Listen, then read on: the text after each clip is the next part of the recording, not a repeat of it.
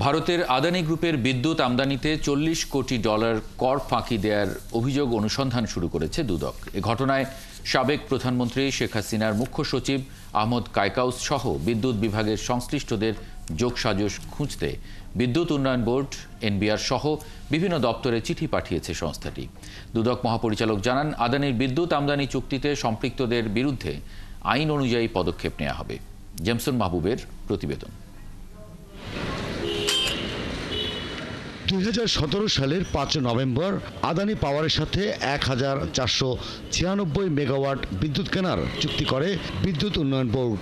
বিদেশি কোম্পানির সাথে চুক্তির আগে এনবিআর এর কাছ থেকে আমদানি সংক্রান্ত মতামত নেয়ার কথা থাকলেও এক্ষেত্রে তা করা হয়নি। চুক্তির পর 2023 সালের 9 মার্চ ঝাড়খণ্ডের গড্ডায় আদানির বিদ্যুৎ কেন্দ্রের প্রথম ইউনিট থেকে আমদানি শুরু করে বাংলাদেশ। তখন থেকে পরিশোধ করা হয়নি আমদানি শুল্ক সহ অন্যান্য কর। কিন্তু পট পরিবর্তনের পর আদানি গ্রুপের কাছ থেকে বিদ্যুৎ কেনার গোপন চুক্তির দায় এসে পড়েছে এনবিআর এর উপর। দুদকে আসা অভিযোগে বলা হয়, আদানি গ্রুপের সাথে বিদ্যুৎ চুক্তিতে এনবিআরকে পাশ কাটিয়ে শুল্ক ও কর অব্যাহতির সুযোগ করে দেন শেখ হাসিনা।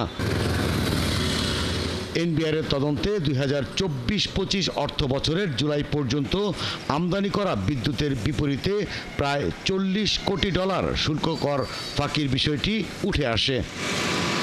অভিযোগ আমলে নিয়ে এবার আদানির কাছ থেকে বিদ্যুৎ আমদানিতে শুল্ক ফাঁকির বিষয়ে অনুসন্ধান শুরু করেছে দুদক।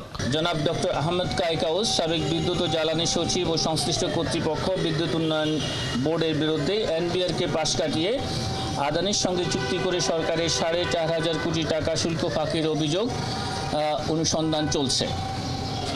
এ বিষয়ে অনুসন্ধানকারী কর্মকর্তা দালিলিক প্রমাণাদি সংগ্রহের জন্য সংশ্লিষ্ট দপ্তরগুলো থেকে রেকর্ডপত্র সংগ্রহের কাজ করছেন। আদানির সাথে চুক্তির সময় বিদ্যুৎ ও জ্বালানি মন্ত্রণালয়কে নিজের দায়িত্বে রেখেছিলেন পতিত প্রধানমন্ত্রী শেখ হাসিনা। অনুসন্ধানে শেখ হাসিনা ও সাবেক বিদ্যুৎ প্রতিমন্ত্রী নসরুল হামিদের সম্পৃক্ততা খতিয়ে দেখা হবে। এই অভিযোগ অনুসন্ধানের ক্ষেত্রে যাদের সম্পৃক্ততা আসবে তাদের সকলেই এটার সাথে আসবেন, নিশ্চয়ই আপনারা সেগুলি জানবেন। এদিকে 6 কোটি টাকারও বেশি সন্দেহজনক লেনদেন ও 90 লাখ টাকার অবৈধ সম্পদ অর্জনের অভিযোগে সাবেক প্রবাসী কল্যাণমন্ত্রী ইমরান আহমেদের বিরুদ্ধে মামলা করেছে দুদক। আগে যে আমাদের সতর্কীকরণ বিজ্ঞপ্তি, জেমসন মাহবুব, 71, ঢাকা।